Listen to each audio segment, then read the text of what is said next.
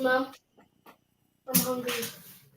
Come on, I already finished everything. Lane, I'm in my meeting. I don't care. Come on. All right. Fine. Hopefully everybody can see my screen. All right, so this will be our first parent group meeting or STRUTS meeting, as we have named the parent group as of last year. But I wanted to start with showing the mission statement that we created a few years back.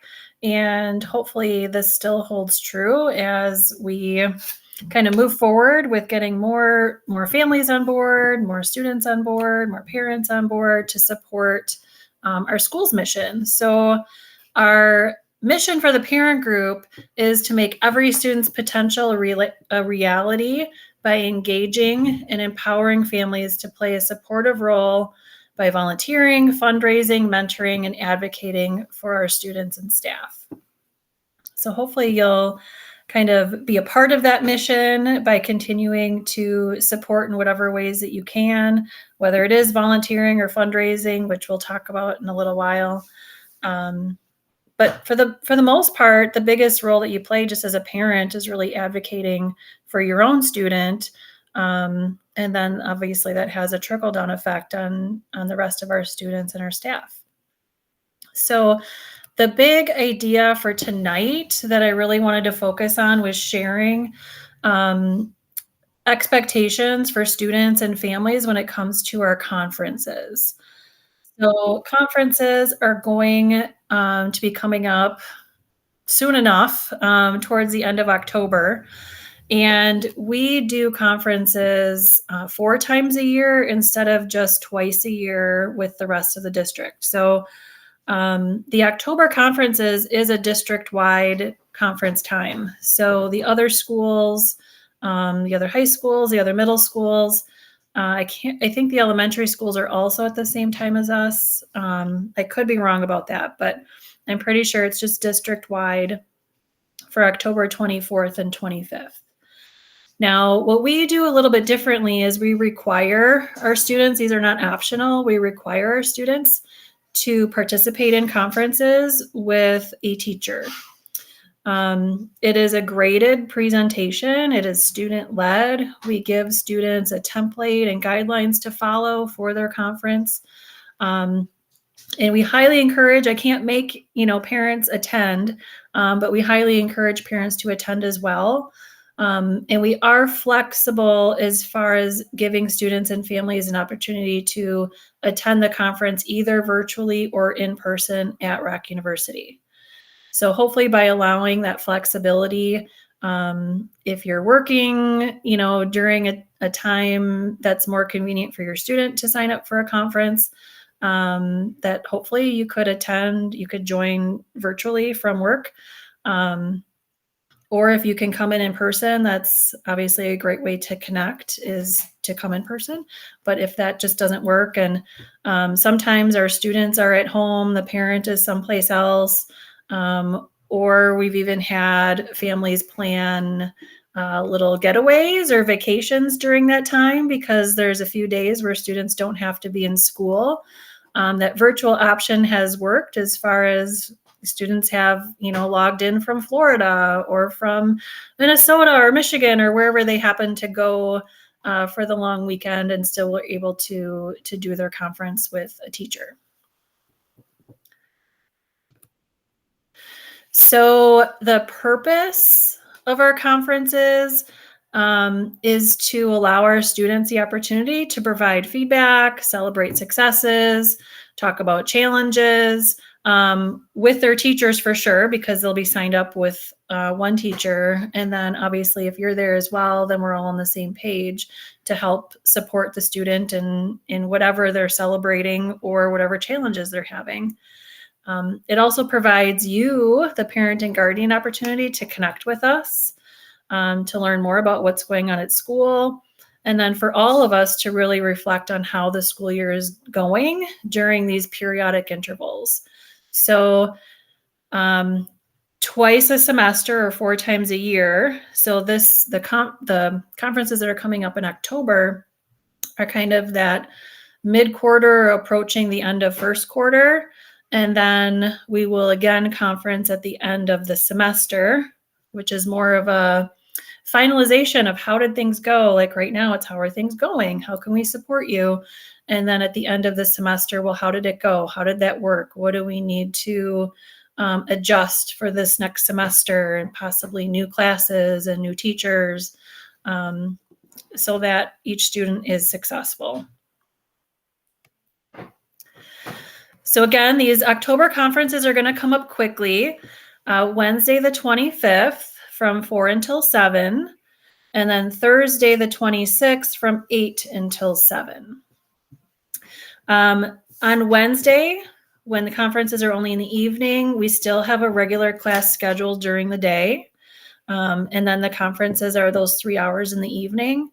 And then Thursday, the 26th, there are no classes because we are obviously offering conference times all throughout the day. And then that Friday is our comp day for our evenings, so there's no school on Friday as well. But if any of our students are in Black Hawk classes and BTC classes, those are still meeting as scheduled. So just because we don't have Rock University classes happening on Thursday or Friday, if we have a dual enrolled student, mostly our 11th and 12th graders, they still have their BTC classes as they normally would. Now, how this works, I'm going to share out. This link is actually on our calendar, that whole big calendar of important dates. So the link is right in there. You can find it there, or when this meeting is over and I share out the video and these slides, you can get the link through that as well. And then when it gets closer, I'll have the link in my bi-weekly email that I send out too. So there'll be plenty of opportunities for you to get it, but I want to open it up and kind of show you what it's going to look like, or what it looks like. So when you first click on it, it's a spreadsheet. So there's multiple tabs down here at the bottom. The first tab are just the directions. So why we do them, how you sign up for a time, and then you'll click on the first set of conferences is on October. So we have found this spreadsheet system to work really well for signing up. I know the district now has access to Sign Up Genius and things like that, but I think for now we'll continue to do it this way. So all of the teachers have kind of a set of columns. So with Miss Alder, the days and times that she is available. And then if you scroll to the right, then you'll see more teachers. So Ms. Jensen, Mr. Laginus, Mr. Martin, Dr. Stoner, and Mrs. Viorello. So you'll find the best day and time for you and your student. And I guess the biggest thing is that you want to make sure you're communicating with your student as far as because they'll also have access to this spreadsheet. So if they sign up for a day and time and then you sign up for another day and time, we just want students and families to sign up for one day and time for conferences. So the student name, any parent or guardian names that are going to come, and then in the drop down, select if you're planning to attend in person or virtual. If anybody is going to be virtual at all, so if some want to come in person and some want to be virtual, I would select virtual so the teacher knows to make a Google Meet link for you. And then whatever guests want to attend virtually, you can add their emails in that box, in that cell. Does that make sense for signing up for a time? Yes, question, Nancy. How do we know what teacher they're going to have their conference with? You can pick. So out of all the teachers, you can select who you would most like to have a conference with. Okay. Thank Okay. you. Yep. Other questions?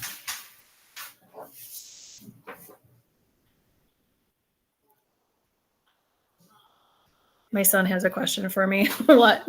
How long should I put the taco meat in? 1 minute. Okay.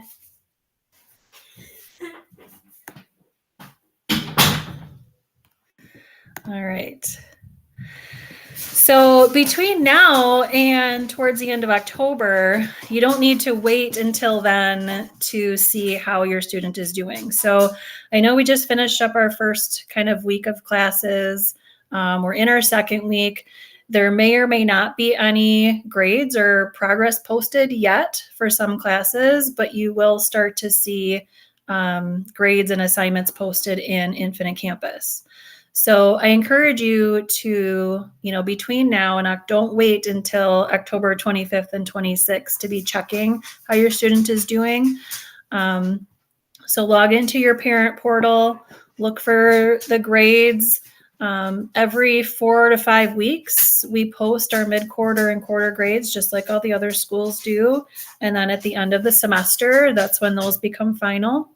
So the best way, I think, to find Infinite Campus, if you're on kind of a desktop or laptop or some kind of device like that, is to start from the district homepage, go to the quick links at the top, and then find the Infinite Campus link. Or from your phone, you can download the Infinite Campus app right to your phone. And then obviously that's a pretty quick and easy way to check attendance, check grades, check progress, and go from there. So the great thing about Infinite Campus is obviously that there's both a parent portal that goes with the student portal. So you both have 24/7 access to any of the grades that are posted in there. Now, I know some of this stuff was talked about at our orientation, but other ways that you can help your student check their progress is by kind of having them use the show you method, or we call it the show me method. So if you're seeing things showing up in Infinite Campus and you're questioning, is that accurate? Did they do it? Did they not do it? You can have your student log in to Google Classroom and show you what they have submitted. This is very interactive. That Google Classroom is very interactive for the student, but it's really a student-only portal. From the parent side of it, you can't really see much unless you sign up to get that weekly or daily email. That's just a summary. It's not interactive for you. But this really is the place where students submit their work, get feedback, collaborate with teachers and peers. And then from here, once a grade has become final, the teacher will post it into Infinite Campus. Same thing with Blackboard. This is also a student-only portal. This is only used for students in TC classes or those transcripted credit classes with Black Hawk Tech. And then our juniors and seniors that are BTC learners, they're actually taking just solid BTC classes. This is how they will access their assignments and post it and interact with their teachers and peers through Blackboard. Again, for TC classes, once an assignment has been graded, the teacher should put that grade in Infinite Campus for you to see. All right, so those final grades, teachers are doing the interacting with the student via Google Classroom and Blackboard, but the final grade for those assignments are going into Infinite Campus for you to see. The only thing that's you can't really see in progress is if a student is taking a full BTC class that's not through us. All right, so if it's not a Rock University High School teacher teaching it, then the student can only see what's going on in Blackboard, and we don't get access to their grades until the end of the semester when it is final. If there is a concern from BTC, they will reach out to us. They'll raise a flag. And that will be sent to us so that we can check in with the student and find out what's going on. Why is their instructor worried about their progress? But that's the only time is if an instructor raises a red flag in the system that we get notified about a BTC class until it's the end of the semester and grades are done. Are there any questions on those 3 things: Infinite Campus, Google Classroom, Blackboard?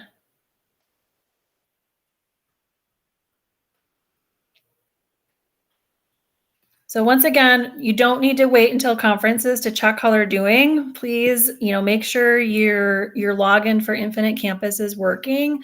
And it's not that you have to check it every day or anything, but I would recommend, maybe every week, every other week, just kind of checking.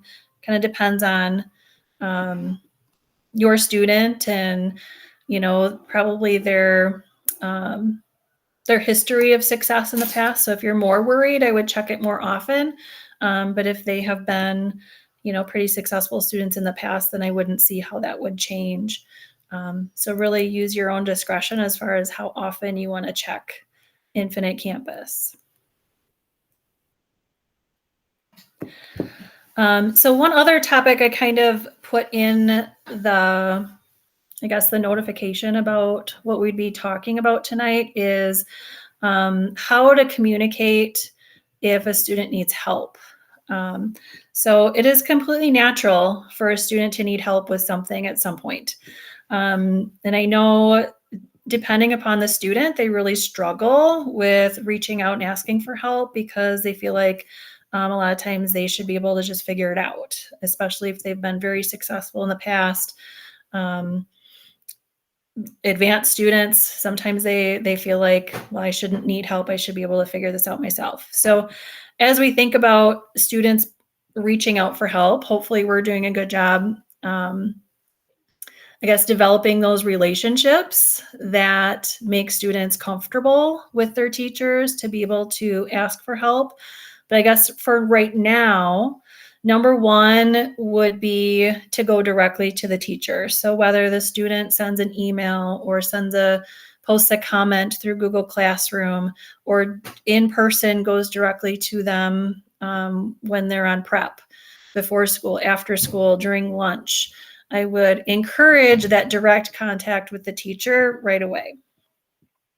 Another option is every Tuesdays, Miss Alder is offering math tutoring after school. So every Tuesday from 3:30 to 4:30 or 3:15 until whenever all the students leave, she is happy to assist students with math specific help that they need, and they don't have to be in her class. So any math class, she is there and willing to help students after school on Tuesdays. Depending upon how many students need that extra assistance, she's also, last year she did both Tuesday and Thursdays after school. So that may increase in frequency as we get, going a little bit further here, if more students kind of need some assistance. And then the third option, which I'm going to give you a little bit of information about tonight, is some peer tutoring, which is actually a part of the AVID program. So those of you that are new families, we kind of mentioned AVID a little bit at the orientation, but we are in full swing with the AVID curriculum. And we are going to be starting the tutoring process within the next few weeks. So there's a lot of kind of laying the foundation lessons that we're doing right now, which is going to turn into full-blown peer tutoring sessions on Tuesdays and Thursdays during AVID class. So students won't have to come in outside of their class time. Tutoring will happen within the AVID 9 and 10 classes on Tuesdays and Thursdays. We're going to be recruiting some 11th and 12th graders to come into those classes, to be the peer tutors, to be the facilitators, to really help students with any issues that they might be having. I did, when I share out the slides, if you review them, If you click on this image, it will take you to about a 5-minute video about the AVID tutoring process, kind of what happens before, during, and after. And I think that'll be a great resource, something that'd be good for you to know on your end, kind of the expectation of students if they have questions. And it doesn't have to be like big questions. It can be small questions. It can be medium questions. It can be a full-blown, like I have no idea what's going on, like I wasn't there for that kind of questions as well. So that's something that's going to be coming soon, as we get 11th and 12th graders kind of trained for how to be tutors. And I think that'll even help the 11th and 12th graders when they have questions, because if they're trained tutors, then they'll know a lot of the behind the scenes work that goes into how to ask for help, and what kind of background research should you do first, and what can you come to like a tutoring session, or what can you come prepared with in order to be more successful in communicating where your point of confusion is.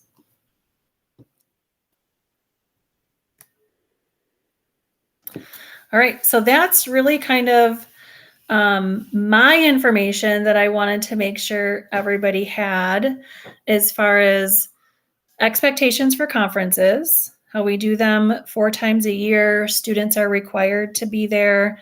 We're flexible in it being either virtual or in person, but they will have information to present. So when they show up to the conference, they should already have their presentation practiced and ready to go, because they will be graded on it, and it will show up in their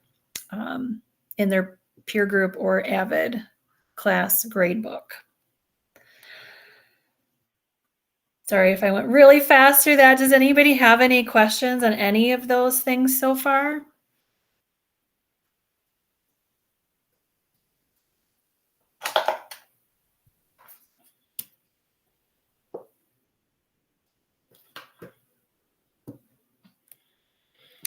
All right, then I'm going to shift over to kind of opening up the floor a little bit. I know I saw Steve join.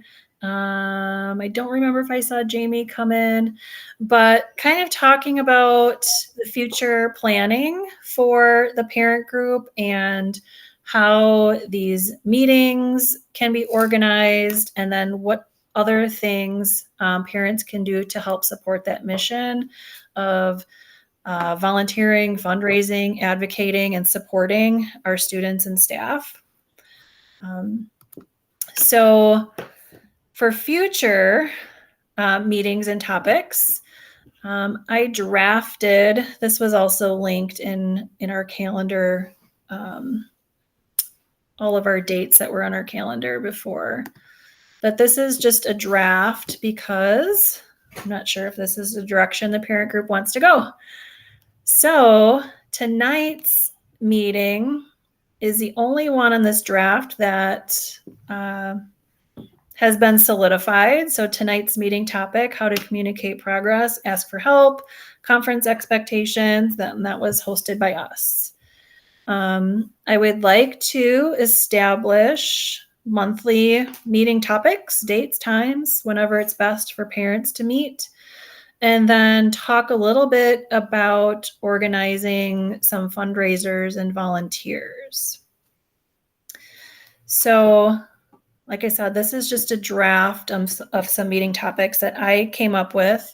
Totally open to shifting things around or doing this in a different format. I think it does help with engagement to share out what the topic is going to be in advance, so that we can line up either guest speakers or make sure that myself or Dr. Ansrud or one of the staff members is available to support a meeting topic.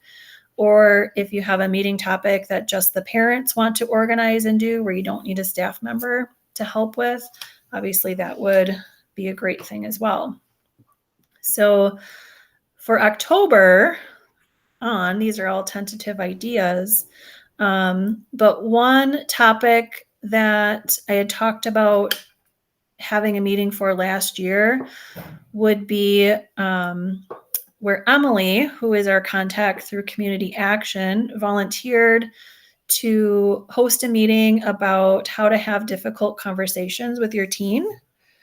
I have not solidified or asked Emily if she could do that this year yet. I wanted to know from the parents if this would be a meeting topic that would be well received. Last year, Emily mentioned that if we were able to get a date, she would want it to be in person in order to do it, because then she would bring, she said she would try to get like some, like things to raffle off. So like if you came to the meeting, she may be able to bring dinner, like bring pizzas or something, and then have like some kind of raffle. That's the word I was looking for. To raffle something off to kind of promote attendance and engagement. So I don't know how you guys feel about having me connecting with Emily. And if it doesn't work in October, obviously I could, push that out a little bit, whatever works best for her.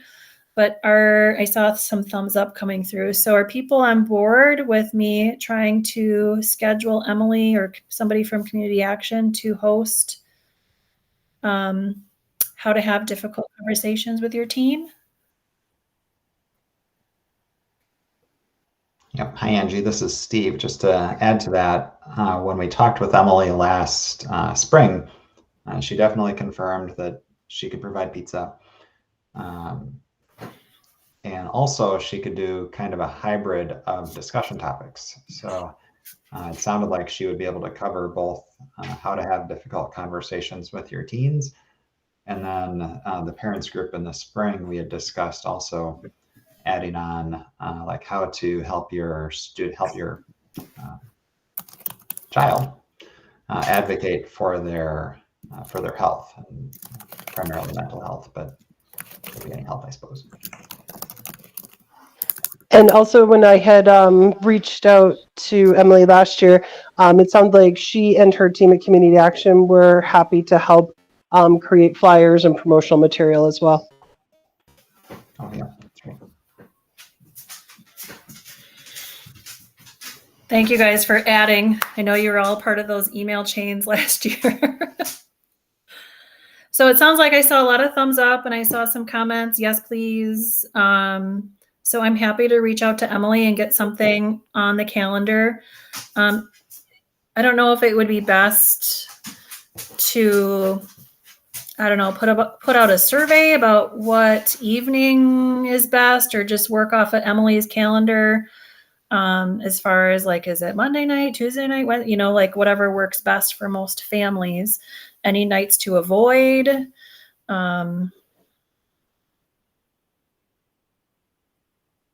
Any feedback on days, times? Does it need to be later in the evening? Is 5:30 a good time? For being in person, starting at 5:30 is probably a little tight, my guess.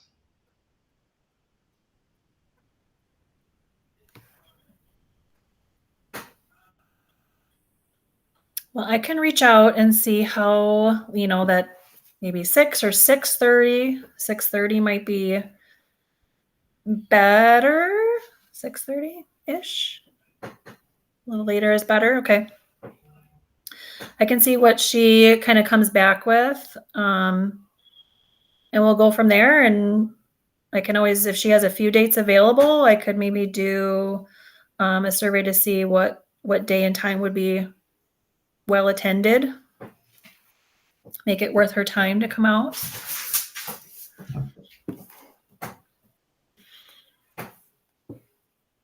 And then as far as other future meeting topics, I wanted to just talk real briefly about this one I have on the idea board for November, talking about service learning. So our students are required to do 25 hours of community service or volunteer work before graduation. Not every year, just before graduation, 25 hours total. And I thought it would be helpful for parents to know what, some details about the requirements. And then if parents know of any volunteer opportunities, to also kind of share those out, besides the traditional Humane Society, or our students in the past have used the Rock County Historical Society a lot for volunteering. And then even just through us, when we do like Scoopy nights or these other food fundraisers. So those are additional opportunities. And then the 11th and 12th graders that do volunteer to be peer tutors, I'm letting them know they can get their service learning hours by tutoring as well, and kind of what that will look like. And then if they go over the 25 required, then they can get additional credit for like teen leadership, for going above and beyond the 25 hours that are required for graduation. So I thought that would be a topic to do pretty soon in the school year, especially for new families, but for all families, just in case there's some networking connections that might help students come up with ideas for things to do for their service.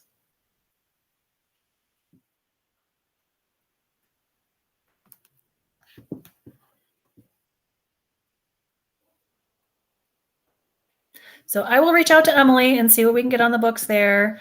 And then I think we'll just kind of keep moving forward with some of these other topics that I think would be beneficial for parents to be in the know about. Kind of going back to, my slides. Some things that we've got going on soon.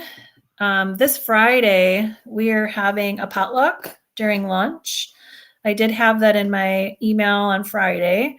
Potluck during lunch and a game night after school.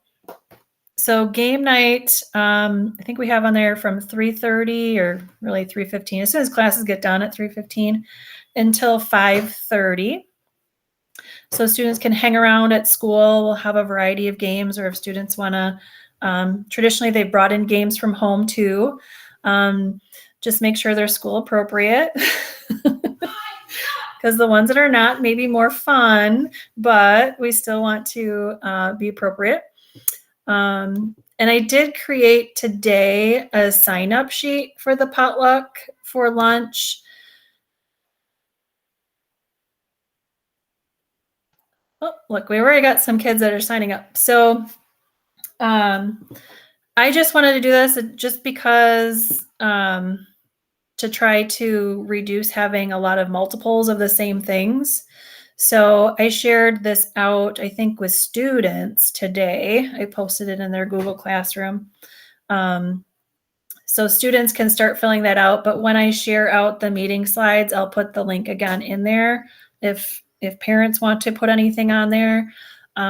We do have supplies that we'll need, in order for kids to eat, the paper plates and bowls and plastic utensils and things like that. So if anybody has anything that they want to donate there for that. And then of course, the theme for this potluck is students' favorite foods.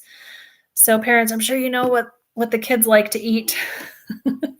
So if you want to sign up, we've got 99 students and 11 staff members. We don't need all 99 students to bring something. So I know some will feel like, well, I can't eat if I don't bring anything, and I'm sure there's going to be plenty of food. So not to worry if something is not brought to this potluck. I'm sure we will have a few more on the agenda throughout the year. So that was just one thing I wanted to mention that's coming up this Friday.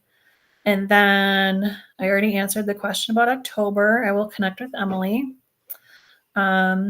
Conferences the end of October. And then right away in November, we're going to have our fall open house. So I guess with future planning, I wanted to put these things out there just because, if I go back to this, there are some months that we are very busy as staff, like thinking about things going on in October. We've got conferences and our open house right away in November. So there may be some months where we either skip having a staff member present a meeting topic just because it's too many nights that staff then get tied up having to do school things, or we can move some of these around. I just don't want too many things happening in 1 month at the same time, if that makes sense. So either when we have a lot of things going on, we either skip a meeting, or just if parents want to get together to meet about things, some planning things, that would be great. Just so we're not all tied up all the time. And I guess my one last ask would be if parents would be interested in organizing some of the food fundraisers. And what I mean by food fundraisers are like the Culver's Scoopy Nights or the Max Pizza Shack or Texas Roadhouse, like some of these food places that allow us to get a certain percentage by either like Culver's and Max require students, or they require volunteers to be there to either serve food or bus tables. Or in the case of Texas Roadhouse, it doesn't require anybody. They don't make you go there, but you don't really don't get anything unless people mention you, right? So the Texas Roadhouse, Chipotle, Famous Dave's, Panera, those are all ones that only customers that mention the school will get a portion of their meal donated. So those don't require anybody to be there, but Culver's and Max then also provides an opportunity for students to get some service hours by volunteering. Does that make sense? Angie, is it fair to say that Culver's and Max, when we've done it, have resulted in more fundraising than Chipotle or Panera? Absolutely, yes. Culver's and Max, I think we usually average $300 to $400 for a few hours of volunteering, whereas the other ones that require a mention sometimes are less than $100. So it is definitely a better deal for Culver's and Max, but like Scoopy Nights, for example, they get booked up pretty quickly. So I'm sure a lot of groups have already snagged some Scoopy Nights. So if one of you guys would be okay with making some phone calls, like the Culver's on Court Street is typically the one that we have used, just to see what dates they have open, and then even just to schedule some, and then relay to us what dates we need volunteers for, and then we can kind of get organized from there. There is some there is a form that we have to fill out when it comes to these kind of things to get approved by the district, but we've all done these before. It's just a matter of submitting the date and really a contact number, to make sure that, or an account number to make sure that when the money comes in, it gets deposited into our account. So is that something that the parent group would be willing to do and kind of try to plan out some of these local restaurants, getting some dates on the calendar, and then we can share out when they are, get them approved, and go from there? Hi, my name is Sarah, and I can definitely give the Culver's on Court Street a call and get some dates, and then go from there if you need more calls to be made, if you'd like. Sure.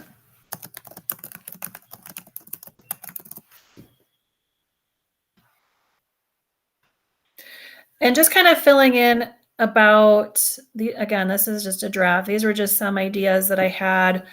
Like when we think about why are we fundraising? What are we fundraising for? Some of these things, since we have such a small student population, our school budget is very small. And there are certain things that, we need to pay for at the school level that really help support students in their learning.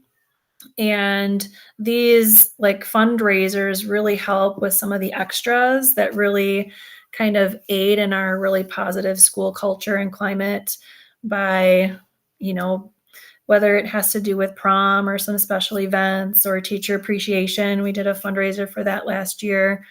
We've been talking about adding some kind of incentive days, hot chocolate and cookie days for the kids. And my first idea, the graduation yard signs, we haven't done those in several years. When COVID first happened, we kind of had some extra money because kids weren't in the building.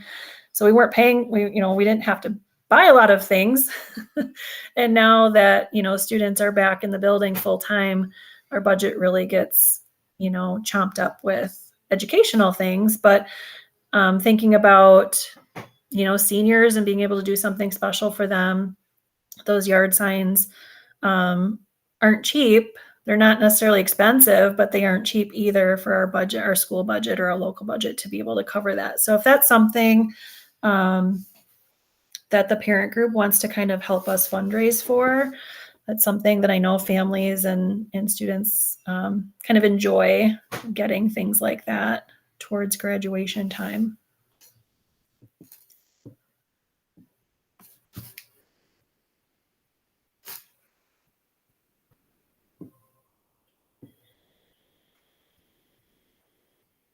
Any questions, other comments?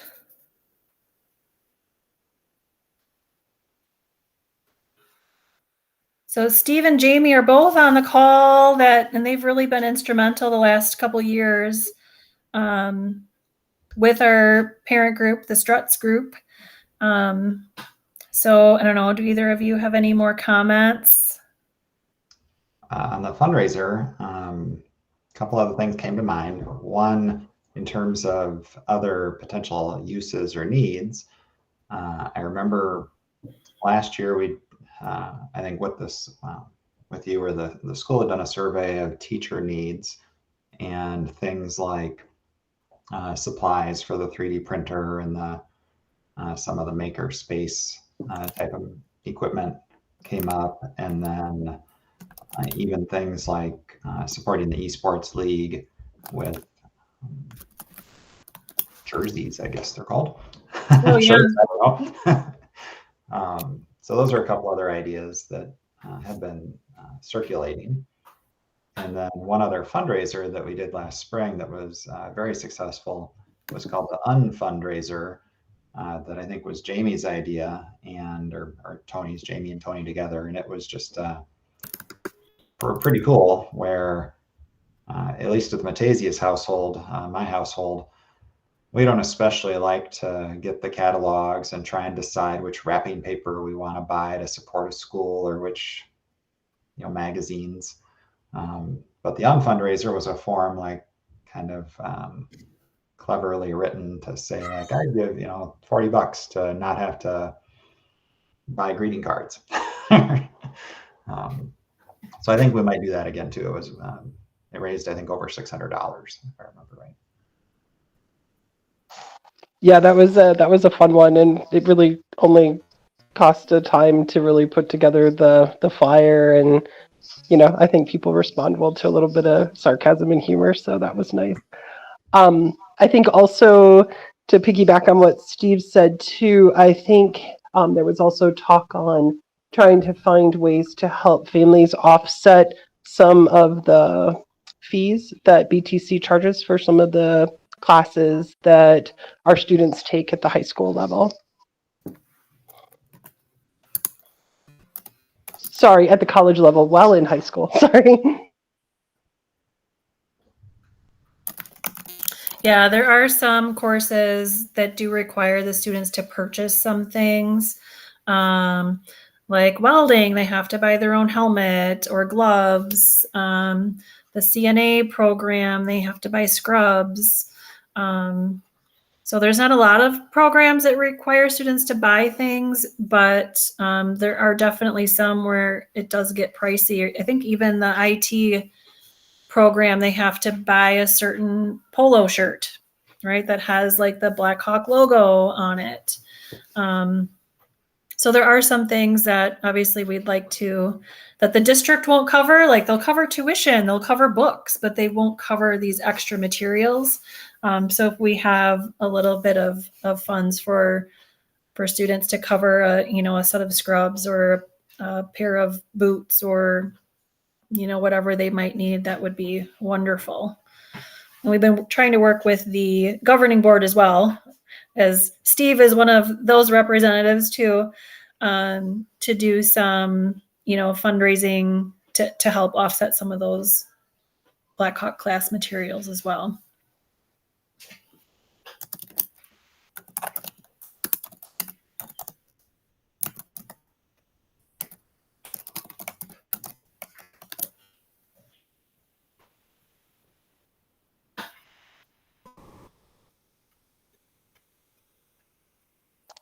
And I wanted to also invite, I know Aisha's been real active too over the past couple of years, and I didn't know if she could think of anything to add.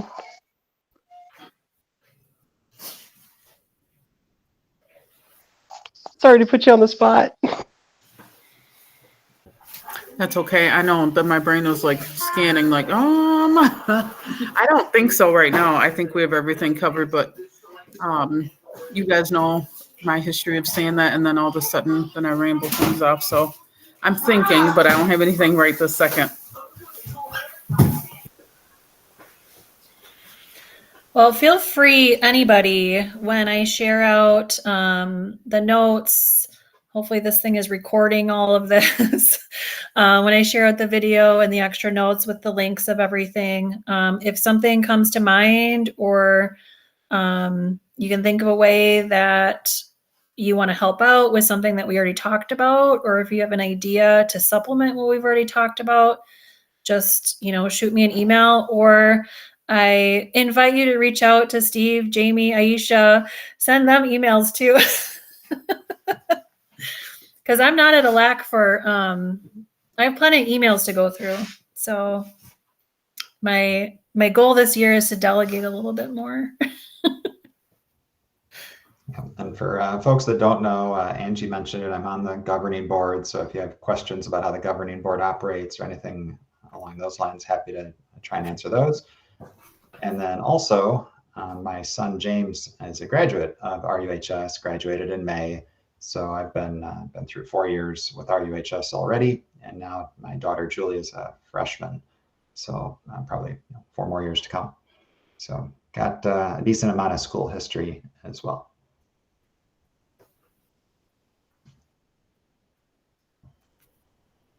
Hi, this is Vicky. I just wanted to say that I can call Max Pizza Shack, and another place is GR Sandwich Shop. I think that they do like the total, like I don't think you have to say the school. I think they just give like like a percentage or whatever of the whole night sales. So I can call them too and see. Does GRs require you to be there to have any volunteers to do anything, or is it just I've gone there for my daughter's school, and it's just the people who work there that are there that are doing it. I have no idea how lucrative it is, but I can call and check it out. Awesome. Okay. Thanks, Vicky. Yeah, that'd be great. We love GRs. Yeah, me too. Also, this is Sarah again. I just thought of this. My daughter recently had a fundraiser at Hometown Hub for her cheerleading at Parker, and I didn't know. I can call and check with them too to see how it works if you want, and let you know as well. Where was that? Hometown Hub. It's up by like FedEx. I don't know of that place. Hometown Hub. Okay.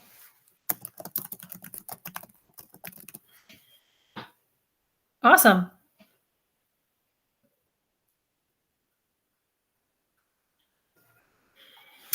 Well, I'm perfectly fine with closing up this meeting 10 minutes early. Unless anybody has anything else.